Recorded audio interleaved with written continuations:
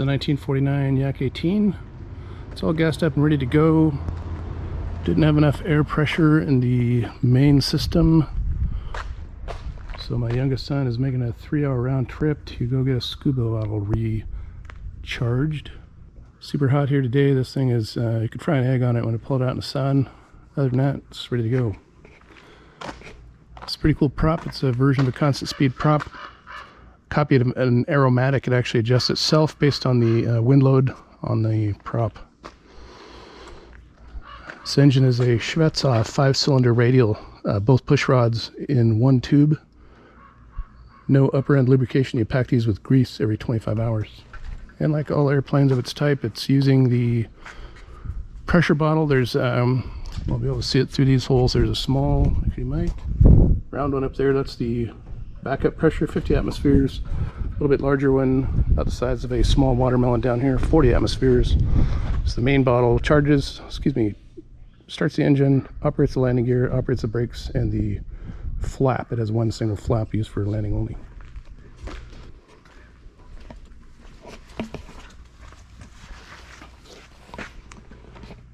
This airplane was restored by Alan Buckner. Obviously, if you can see in the background, a bunch of other airplanes he's restored. This airplane has the original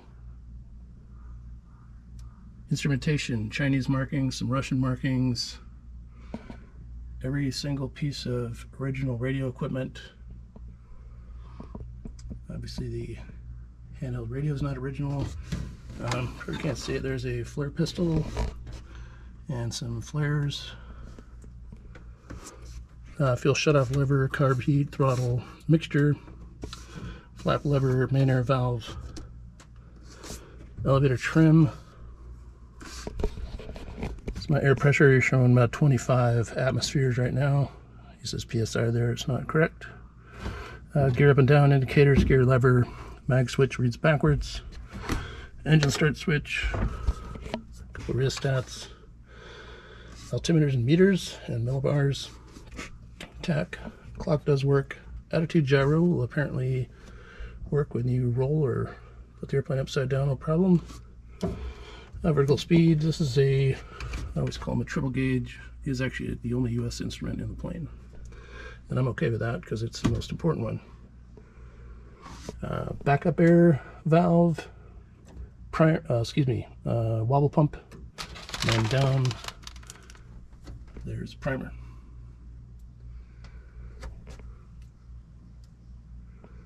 And cylinder head temp, outside air temperature, and ammeter. And I haven't heard it yet, but this thing is supposed to be super loud. Engine exhaust pipes are super stubby. They all come right out these holes except for the number 1, which would be pointed right at your face. It's combined with number 2, and they come out the side.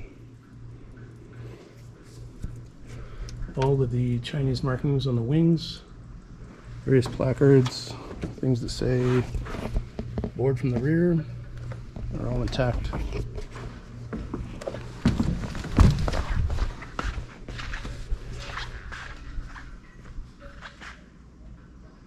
Not a replica or collection of parts. This aircraft is White 8.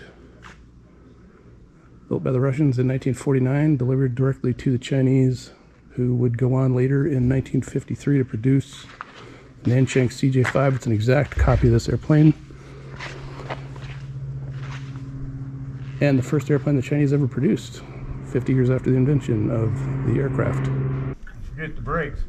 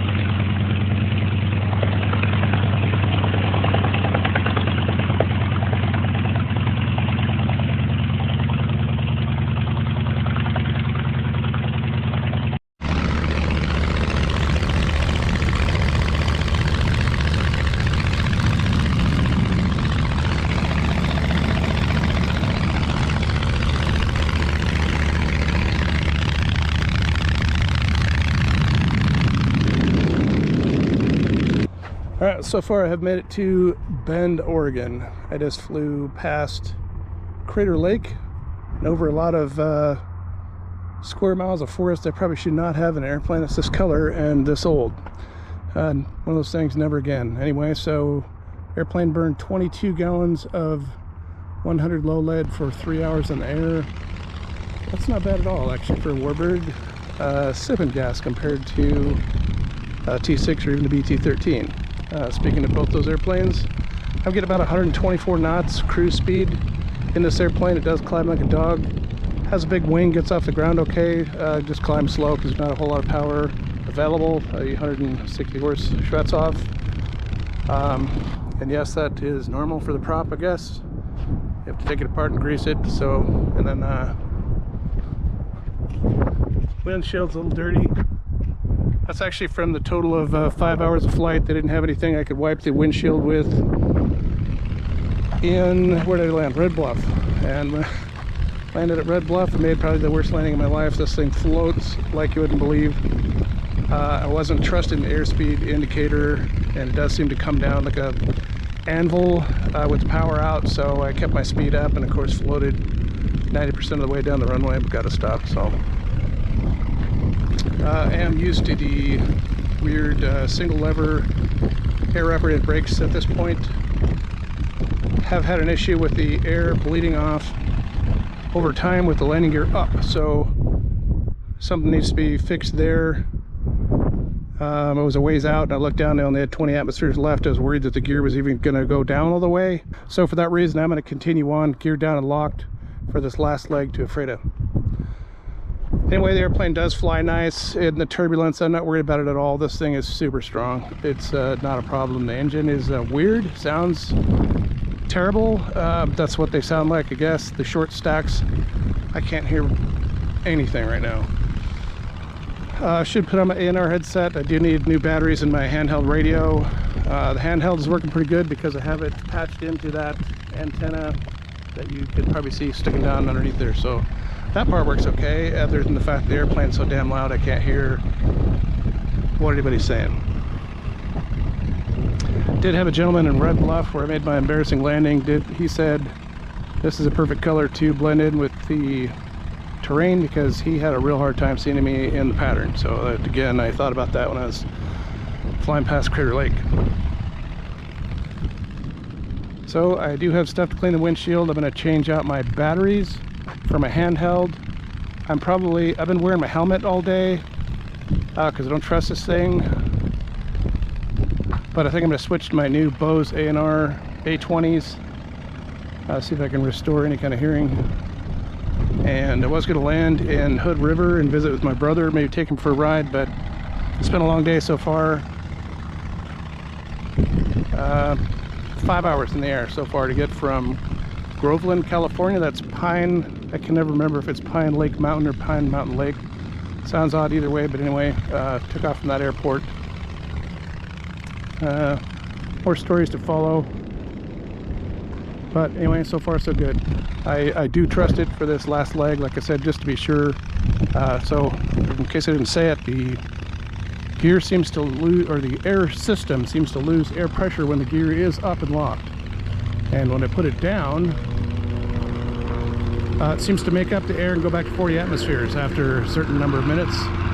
So for that reason, I don't want to get to the point where it's only got 20 atmospheres or less and doesn't have enough force to blow the gear down.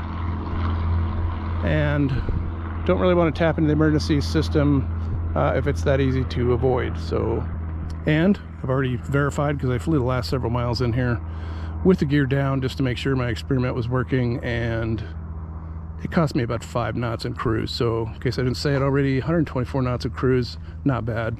It is faster than the BT, not as fast as the T6, and of course doesn't climb as good.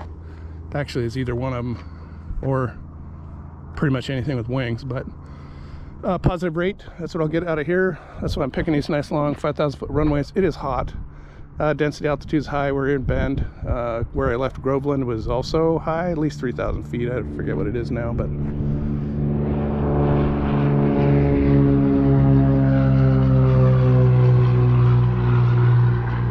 anyway, time to clean up that windshield. I'm not going to worry about the prop till I get to Ephrata. Get this thing there in one piece and call it a wrap. Thanks for coming along.